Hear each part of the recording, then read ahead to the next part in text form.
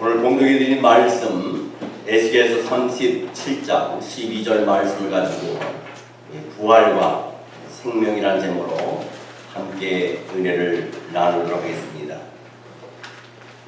여러분은 성령님이 그분의 신선한 생명력과 능력을 여러분께 불어 보내시게 할 준비가 되어 있습니까? 아멘. 하나님의 회복과 부흥을 통해 우리의 삶에 성취하고자 하시는 모든 것을 받을 준비가 되어 있는 줄 저는 확신하고 믿습니다. 아멘. 에스겔에게 들었던 약속의 클라이맥스 부분을 다시 한번 떠올려 보자면 오늘 우리 함께 합독한 말씀 에스겔서 37장 12절에 있는 말씀같이 그러므로 너는 대언하여 그들에게 이르기를 주 여호와께서 이같이 말씀하시기를 내 백성들아 내가 너희 무덤을 열고 너희로 거기에서 나오게 하고 이스라엘 땅으로 들어가게 하리라 했습니다. 이 말씀은 분명히 무엇을 의미하냐면 부활을 의미합니다. 만약 우리가 일단 죽어서 무덤에 묻혔다가 이제 거기서 나오게 되었다면 우리는 분명히 되살아난 것을 우리는 믿어야 되겠고 그것에 관해서 우리는 좀 더 의심의 여지가 없는 줄 믿습니다. 이 에스겔서 37장 12절 말씀은 분명한 부활에 대한 말씀입니다. 만약 우리가 일단 죽어서 무덤에 묻혔다가 이제 거기서 나오게 되었다면 우리는 분명히 살아난 것이고 또 그것에 관해서 우리는 좀 더 의심의 여지가 없는 줄 압니다. 이 예수님이 베다니 마을에 위치한 마리아와 마르다의 집에 늦게 오셨을 때 말씀하셨던 내용을 우리가 주의 깊게 생각해 보시기 바랍니다. 이 예수님은 이 마르다와 마리아의 오빠인 나사로가 병들어서 죽게 되었다 하실 때에 이 가족의 부탁을 받게 됩니다. 빨리 오셔서 우리 오빠를 좀 살려달라고, 좀 치료해달라고 부탁을 했습니다. 그럼에도 불구하고 예수님은 나흘이나 지나서 오셨습니다. 이미 나사로는 죽어서 냄새가 나가지고 이미 장사를 지내고 무덤에 들어갔습니다. 이 마르다는 예수님을 보자마자 아주 재빠르게 나사로가 지금 살아있지 않고 죽어 있는 그 이유는 바로 예수님이 빨리 오셨으면 죽지 아니하였을 텐데 예수님이 늦게 오심으로 말미암아 우리 오빠가 오라비가 죽었습니다 얘기를 합니다. 그때 예수님이 뭐라고 합니까? 너의 오라비가 살아나리라 하십니다. 마르다는 당연히 대답합니다. 옳습니다. 마지막 날 부활에는 다시 살 줄을 내가 아나이다. 그때 이 마르다의 대답은 뭡니까? 우리가 압니다. 예수를 믿음으로 인해서 우리가 구원을 받고 죽는다 할지라도 다시 살아날 것을 압니다. 그러나 그 살아남은 오랜 후의 일입니다. 그런 얘기입니다. 요한복음 11장 23절로 24절 말씀해 보면요. 예수께서 이르시되 내 오라비가 다시 살아나리라. 마르다가 이르되 마지막 날 부활할 때는 다시 살아날 줄을 내가 아나이다 했습니다. 예수님이 그 다음에 이야기하신 내용은 뭡니까? 나는 부활이요 생명이요 했습니다. 아멘. 요한복음 11장 25절로 26절 말씀에 보면 예수께서 이르시되 나는 부활이요 생명이니 나를 믿는 자는 죽어도 살겠고 무릇 살아서 나를 믿는 자는 영원히 죽지 아니하리니 이것을 내가 믿느냐 하십니다. 여러분 이 말씀의 중요성을 놓치지 마시기 바랍니다. 예수는 단순히 나 자신이 개인적으로 부활할 것이라고 말씀하신 것이 아닙니다. 혹은 내가 영원한 미래에 부활의 생명을 사람들에게 가져다 줄 것이라고 하는 말씀이 아니에요. 훨씬 더 많은 말씀이 이 안에 내포되어 있습니다. 예수는 우리에 대해서 얘기하고 또 직업에 대해서 말씀하십니다. 그리고 이것이 바로 증명으로 나타내 보이신 겁니다. 부활이 앞으로에 이루어질 일이 아니라 오늘 당장 이 자리에서 이루어질 것이라는 것을 이 마르다에게 얘기하신 것입니다. 아멘. 여러분들은 분명히 알아야 될 점이 있습니다. 우리 생명이 죽었다 살아나는 것은 그것도 부활일 수 있지만 영적인 의미에서 예수님 여기서 우리에게 말씀하시고자 하는 것은 뭡니까? 우리가 무덤 속에 들어간 죽은 영혼 같은 그런 영혼이라 할지라도 예수님의 생명 그 안에 개입하시고 움직이시게 되면은 우리는 그 삶 가운데 죽었던 삶 가운데 다시 부활하고 새 생명을 얻고 소생하고 그렇죠? 다시 살아날 것을 우리에게 말씀하시는 말씀입니다. 할렐루야. 여러분 우리가 부활절에 되면요 세계 모든 크리스찬들은 이 부활절을 맞이해서 그렇죠? 하나님께 부활절 감사 예배를 드립니다. 오늘 주일 아침에 예수님이 부활하셨습니다. 사망 권세를 이기시고 부활하셨습니다. 인간 역사상 가장 중요한 사건일 뿐만 아니라 예수 그리스도를 믿는 모든 자들로 부활하여 영원한 생명을 얻게 하여 주겠다는 그 보증이고 확신인 줄 믿습니다. 하지만 그날 베다니에서 예수님이 나는 부활이여라고 선언했을 때 예수님이 이렇게 말씀하셨던 겁니다. 나를 역사에 가둬두지 마라. 너희들이 연례 행사를 1년에 한 번씩 이루어지는 부활절에 예배를 드리는 것으로 부활절 나를 기념하지 말라. 너의 삶 속에서 매일 영원히 죽어가는 그 영혼 속에서 썩어지는 그런 영혼 속에서 나의 생명이 너에게 부여하기 때문에 너는 매일 부활해야 되겠고 매일 거듭나야 되겠고 매일 새로워져야 되겠고 매일 그렇죠? 소중함을 얻게 될 것이라는 말씀이 드리십니다. 여러분 나사로가 거기 들었을 때 예수님이 왜 베다니로 가는 것을 지체하셨어요? 왜 늦게 가셨습니까? 예수님은 자신을 따른 자들에게 바로 예수님이 자신이 부활이시라는 것을 사실을 증명해 주시기 위해요. 할렐루야. 실증적으로, 경험적으로, 시각적으로 보여주시기 위해서 바로 가실 수도 있었지만 지체하시고 늦게 가셨다는 사실입니다. 여러분 예수님은 우리가 참된 진리를 알기 원합니다. 아멘. 나는 과거에 부활했다. 나는 이 세상에서 너희 시간이 끝날 때까지 부활이 될 것이라는 말씀이 아니라 이 시간에 죽은 자를 살릴 뿐만 아니라 아멘. 우리 심령이 죽어가 있는 자 이미 죽어서 냄새나고 아무 영향력을 행사할 수 없고 생명력이 없는 우리들을 향하여 너희에게 부활의 생명을 주겠다는 말씀입니다. 할렐루야. 예수님이 우리를 위해 그렇게 하시기 원하시는 것은 우리에 대한 하나님의 사랑, 예수님의 사랑을 실천하시기 위함인 줄입니다. 아멘. 여러분 예수님이 베다니로 가는 것은 지체하셨다는 이유 때문에 자신의 좋은 친구 나사로나 마리아나 마르다에 대한 관심과 배려가 부족해서 그런 거 아니에요. 사실 그날 예수님 베다니로 갔었을 때에 그 현장을 봤습니다.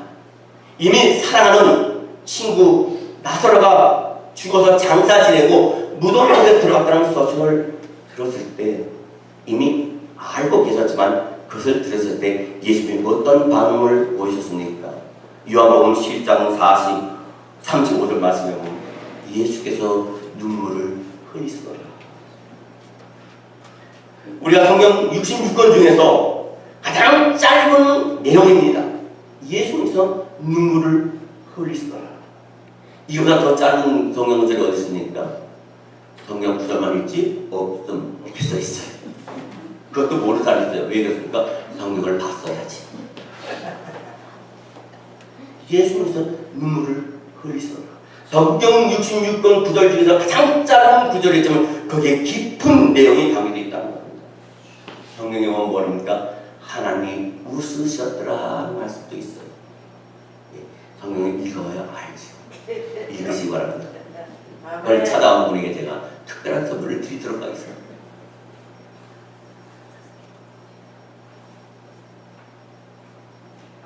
예수님이 사랑하는 친구 나사로가 죽었을 때 눈물을 흘렸어요.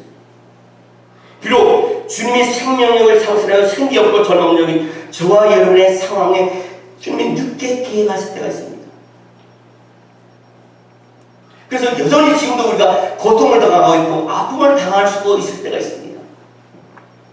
그러나 우리는 잊지 말아야 할 것은 우리가 지금 고통을 당해왔고 고통을 당하고 있다 할지라도 주님 우리를 불쌍하지 않으시고 그 문제 속에 그 고통 속에 개입하고 계시고 함께 계시다는 사실입니다. 네.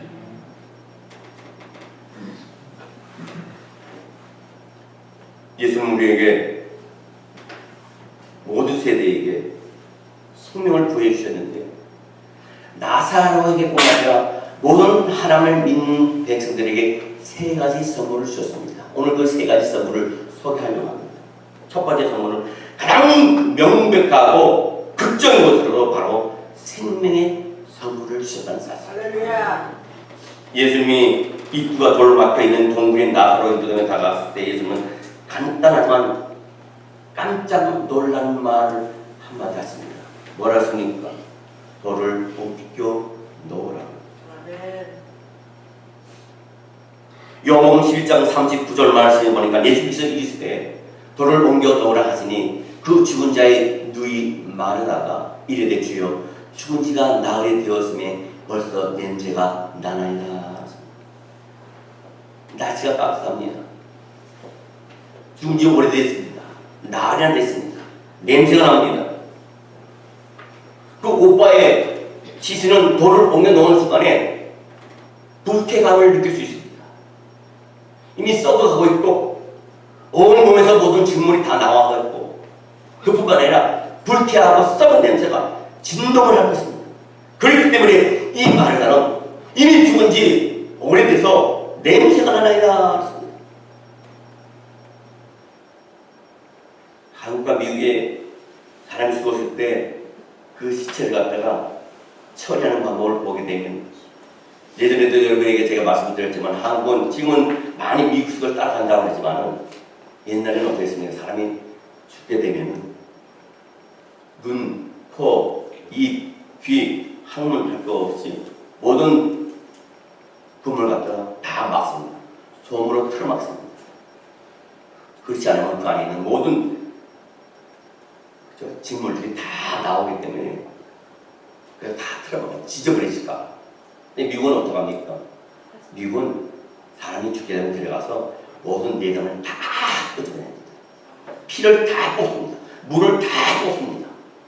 그리고 방부리술 해가지고 단냄새가 때문에 가서 버리지. 봐도 가까이 가도 냄새가 나잖아요.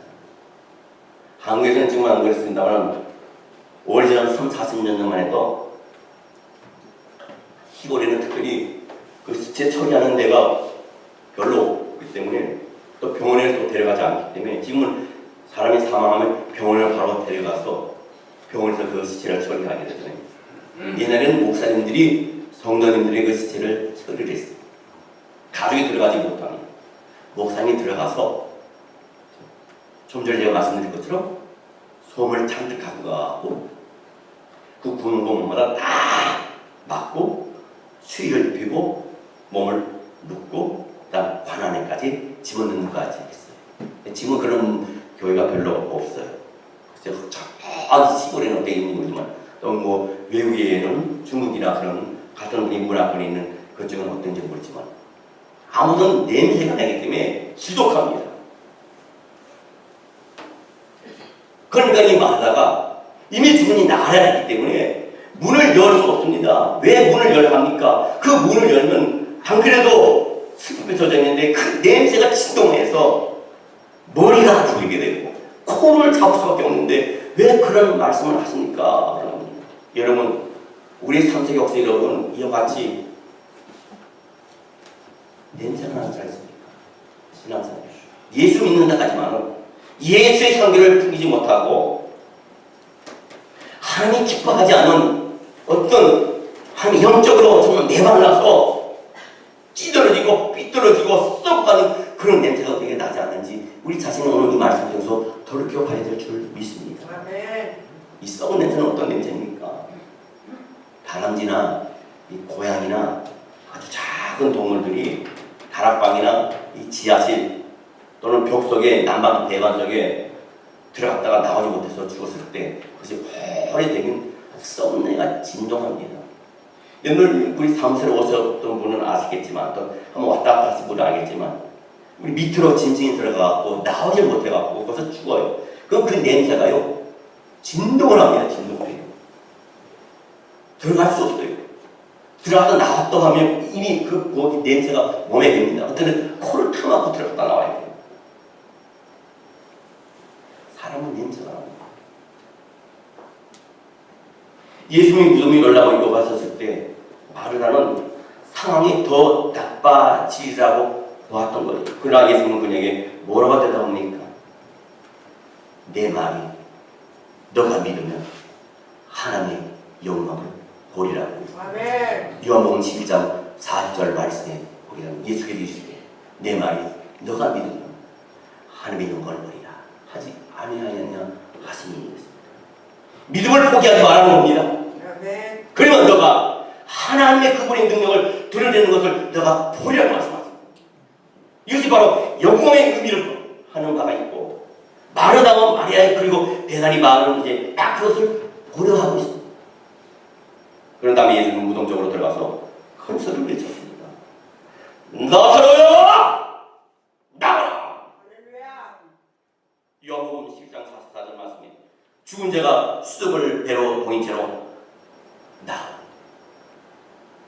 그 얼굴은 수건에 쌓였더라. 예수께서 이르시되 풀어놓아 다니게 하라 하시니라.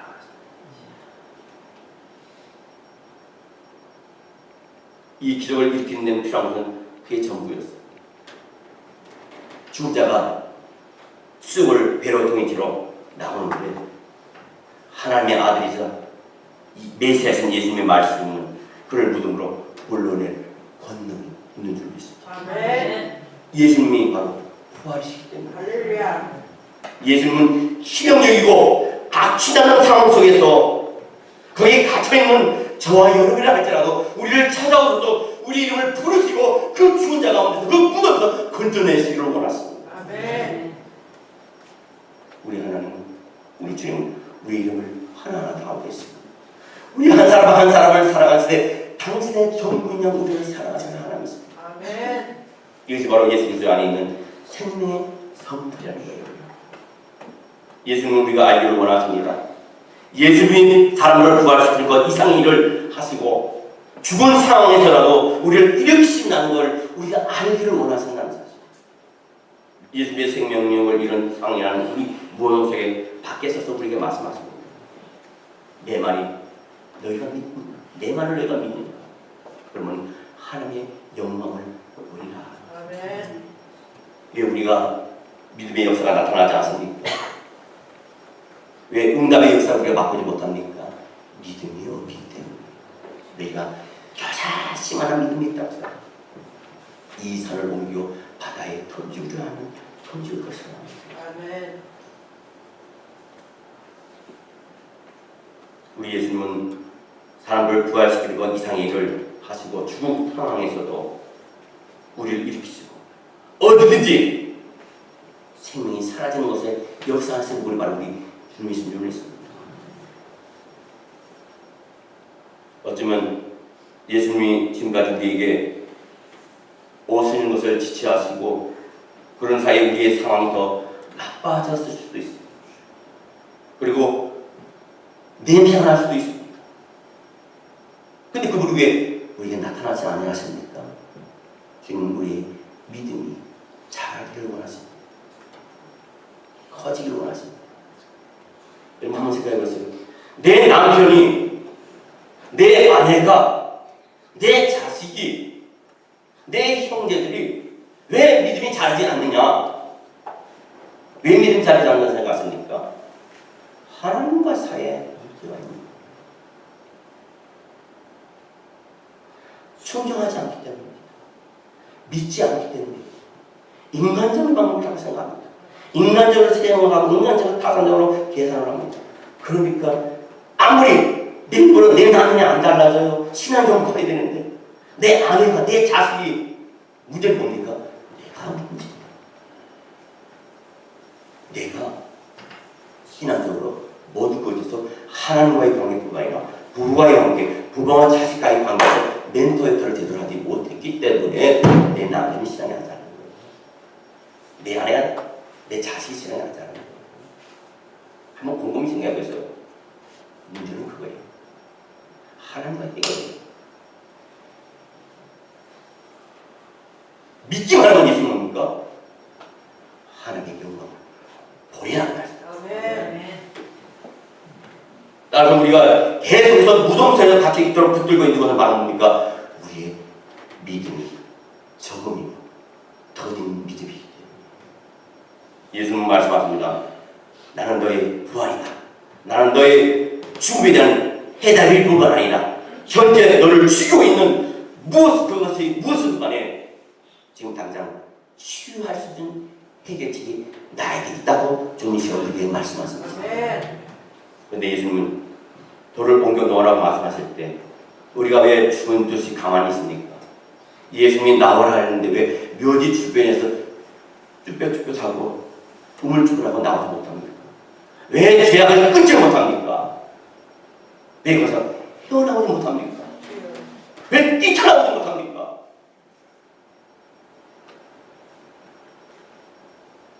예수님이 신선한 생명의 선물을 제시했을 때 왜 썩은 것과 낙천한 것을 집착하고 있냐 이거.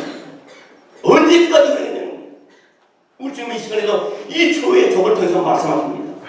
내가 불을 땅에 던지러 왔나니 이 불이 이미 붙었으면 내가 무엇을 원하나. 예수 그리스도만이 우리로 하여금 생명력을 느끼게 하는 줄 믿습니다.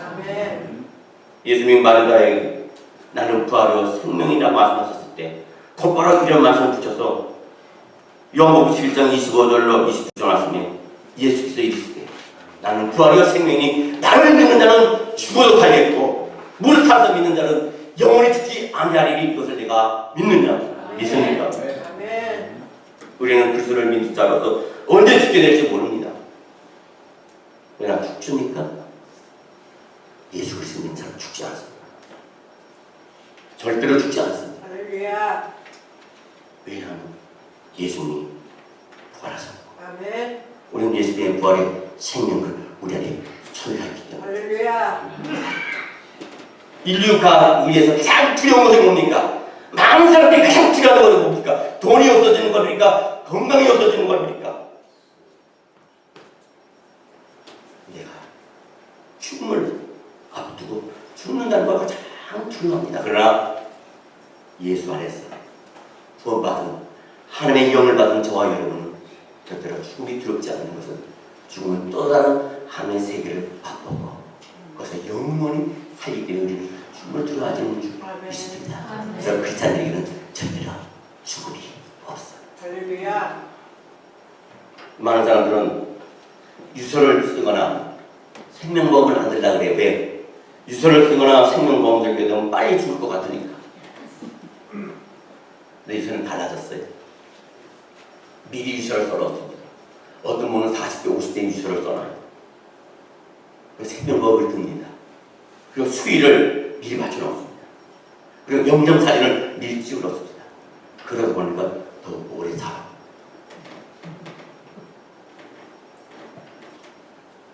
한 아이가 태어났을 때 그 아이는 태어난 그 순간부터 죽음을 향하여 줄사름 치러가거든요. 오늘 이 시간 우리의 존재도 지금 죽음을 향하여 줄사름 치고 있습니다. 아내를 사랑하는 남편이 어느 날 무슨 마음이 들었는지 모르지만 평소에 안 하던 짓을 해요.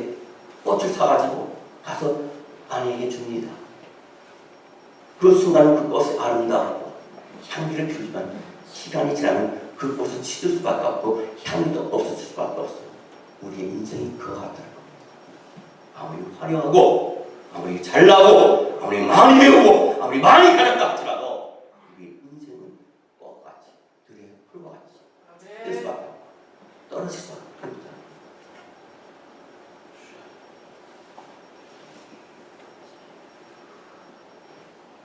그러나 예수 그리스도를 아는 것과 관련하여 매력적인 사실은 뭡니까? 우리가 결코 죽지 않는다는 거 믿습니까? 왜입니까? 나는 부활이라고 말씀하신 바로 예수님의 약속 때문에 우리 절대로 죽지 않았습니다. 100달러짜리 지폐 여러분 지갑에 갖고 있는지 모르지만 그것이 새 돈일 수도 있고 구겨진 돈일 수도 있고 찢어진 돈일 수도 있고 변색된 돈일 수도 있고 더럽혀진 돈일 수도 있습니다. 그러나 여전히 그 돈은 100달러의 가치가 있습니다. 변색도 하죠. 찢어도 하죠. 구겨도 하죠. 그것을 은행에 갖고 가면 새 돈으로 바꿔줘. 우리는 예수만에 속해 있기 때문에 우리가 나이가 들고 피부가 퉁퉁해지고 육체적인 질병이 찾아온다 할지라도 죽음이 결코 우리를 건들 수 없는 것은 우리 안에 예수 그리스도의 생명이기 때문입니다. 영생을 약속하셨기 때문입니다. 아멘. 어떤 물리적인 거다 할지라도 우리를 생명을 건드릴 수 없습니다. 주여. 물리적인 육체는 영원히 없어지지 않은 새 것으로 우리를 부활시켜요. 새로운 영체로 부활로 우리를 새롭게 태어난다. 아멘. 나사로는 그리스도의 명령에 따라 수족을 배로 동인 채로 그 얼굴은 수글에 쌓인 채로 무덤에서 나왔습니다. 그는 살아있지만 여전히 수위를 거치고 있었던 것이에요. 그는 아직도 죽음의 도 속에 갇혀 있었기 때문에 자유하지 못했습니다. 그래서 예수님은 즉시 그를 떠나는 짓을 합니다. 뭡니까? 풀어놓아 다니게 하라. 할렐루야. 예수님은 나사로에게 이미 생명을 주셨고 그뿐만 아니라 자유롭게 행동할 수 있는 자기의 선물을 이 나사로에게 주셨습니다. 아멘. 여러분, 우리에게 영생의 선물을 준 그 주님이 우리에게 자유의 선물을 줬습니다. 어떤 자유입니까? 죄에서 자유를 줬습니다. 할렐루야. 진리가 너희를 자유케 해요. 아멘. 진리가 뭡니까? 예수님이 있어요. 예수님이 우리를 죽음의 공포시켜서 죄의 속박에서 우리를 자유케 해주신다는 말씀입니다. 예수 그리스도의 안에 있는 복음은 바로 우리의 해방의 날이라는 거예요. 할렐루야. 우리 주님은 우리를 풀어주시기에 이 땅에 오셨습니다. 아멘. 우리를 해방시켜 주시기 위해서 이 땅에 오셨습니다. 아멘. 창조하셨을 때 했던 그 의도하셨던 그 본래 모습을 되찾아 주시기 위해서 주님이 이 땅에 오셨다는 사실. 할렐루야. 마치 나비가 고치라고 하는 굴레를 벗어나서 새 날개를 활짝 펴고 날아오르듯이 우리를 자유케 하기 위해서 오셨어요. 아멘. 너무 많은 사람들이 쓸데없이 불행한 이유는 높이 날아올라서 하나님의 그들을 창조하셨을 때의 본래의 모습을 되찾아 본 적이 없기 때문이에요. 그러나 예수님이 우리를 만드셨을 때 본래 모습을 되찾도록 우리를 해방시키셨어요. 포로도 한 자에게 자유를 눈먼 자에게 다시 보게 하는 선포하면서 눌린 자를 자유케 하셨습니다. 아멘. 누가복음 성경 4장 18절 말씀입니다. 주의 성령이 내게 임하셨으니 이는 가난한 자에게 복음을 전하게 하시려 내게 기름을 부으시고 나를 보내사 포로된 자에게 자유를 눈먼 자에게 다시 보게 함을 전파하며 눌린 자를 자유케 하고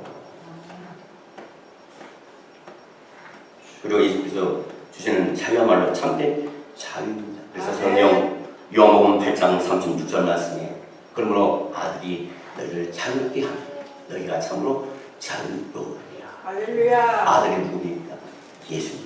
아멘. 예수님을 자유케 하셨습니다. 아멘. 어떻게 자유케 하셨습니까? 십자가에 돌아가심으로 말미암아 모든 죄를 당당하시고 할렐루야. 죽으심을 말미암아 우리를 죄에서 자유케 하셨다. 아멘.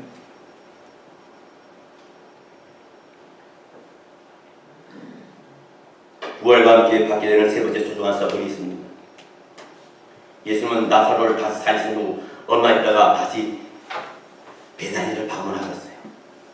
성경 요한복음 12장 2절 말씀에 보니까 그런 말씀이 있습니다. 거기서 예수를 위하여 잔치할세 마르다는 일을 하고 나사로는 예수와 함께 안식자주에 있더라.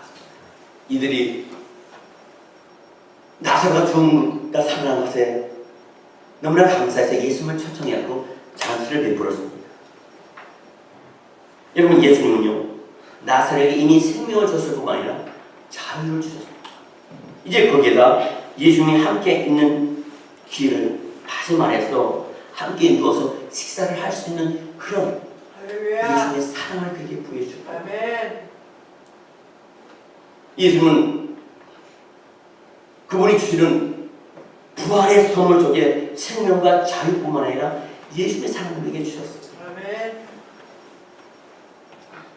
예수님은 우리에게 사랑을 주시기를 원합니다. 아멘. 우리가 사랑을 찾아 잘못된 것을 이것저것 찾아 헤매다가 어딘가에서 나의 가람을 사랑을 갈구하지만 아무리 가려도 예수님의 사랑과 더할 건 없어요. 예수님의 사랑이 가장 크며 예수님의 사랑이 가장 따뜻하며 예수님의 사랑이 가장 행복하며 예수님의 사랑이 가장 우리에게 기쁨 힘이 넘칩니다. 아멘.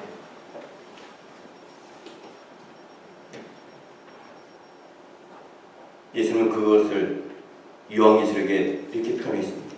요한계시록 3장 20절 말씀에 볼지어다 내가 문 밖에 서서 두드리노니 누군지 내 음성을 듣고 문을 열면 내가 그 이로 들어가 그와 더불어 먹고 그는 나와 더불어 먹으리라. 아멘. 성경에 먹는다는 것은 음식을 먹는다는 의미가 아닙니다. 교제입니다. 교제. 아멘. 하나님 우리가 교제하기를 원합니다. 아멘. 교통하기를 원합니다. 친밀하기를 원합니다. 아멘. 예수님은 우리의 친밀한 관계를 제외하셨어요. 친밀함은 뭡니까? 생명을 낳게 합니다. 임산부가 있어요. 여성분은 다 임신해 보신 분 아시잖아요. 거울을 본다 해서 내 배가 부른 게 아니죠. 인식된 거 아니죠. 그렇다고 해서 여러분들이 예수님처럼 성령을 잉태된 것도 없을 거고 성령을 잉태된 것도 없는 거죠. 왜 여인이 임신합니까? 긴밀한 접촉이 있었기 때문에 임신합니다. 그게 어떻게 됩니까? 그 안에 새로운 생명이 자라고 있어요. 1개월, 2개월부터 3개월 돼도 잘 모를 때가 있어요. 일어나지 않을 때가 있어요. 그러나 점점 시간이 가면 갈수록 배가 나오는 데에서 자기 감추고 싶어도 나오니까 사람들이 보게 돼 있다. 그 안에 생명이 약동하고 있고 태동하고 있다는 거예요. 자라고 있다는 겁니다. 움직이고 있다는 겁니다. 그런 위해서 감추려고 했더라도 드러나게 돼 있습니다. 말씀들이 보여지게 돼 있습니다. 영적으로 말하면 우리는 예수 그리스도의 생명을 우리 안에 말씀을 잉태했습니다. 할렐루야. 우리가 감추려 해도 감출 수 없는 것은 네 안에 예수의 생명이 약동하고 생명이 태동하고 자라고 있기 때문에 보여줄 수밖에 없다는 거죠. 아멘. 여러분, 우리 안에 예수의 생명이 태동하고 드러나고 보여진 그런 역사는 어떻게 보여주겠습니까? 우리의 삶 가운데, 우리의 말 가운데, 우리의 행동 가운데, 우리의 눈빛 가운데 예수의 생명을 내 안에 품고 있다는 것을 보여줘요. 아멘.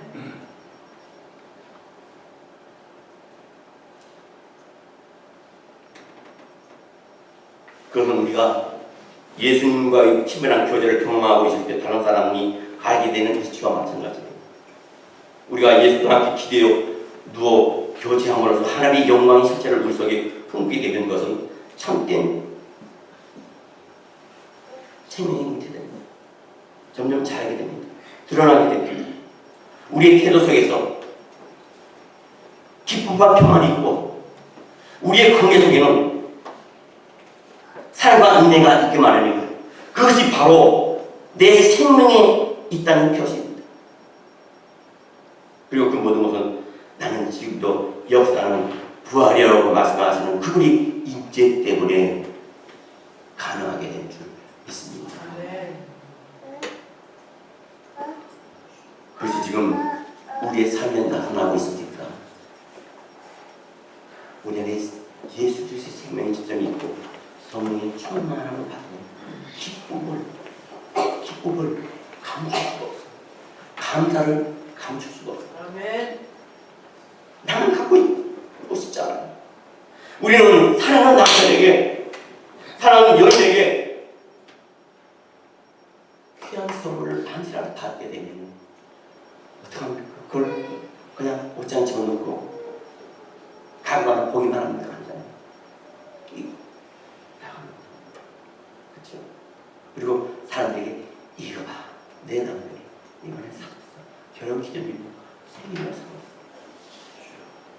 그리고 내가 나를 모르는 사람이 있으면 어떡합니까? 괜히 기가 물려서라도 괜히 이러고 열어.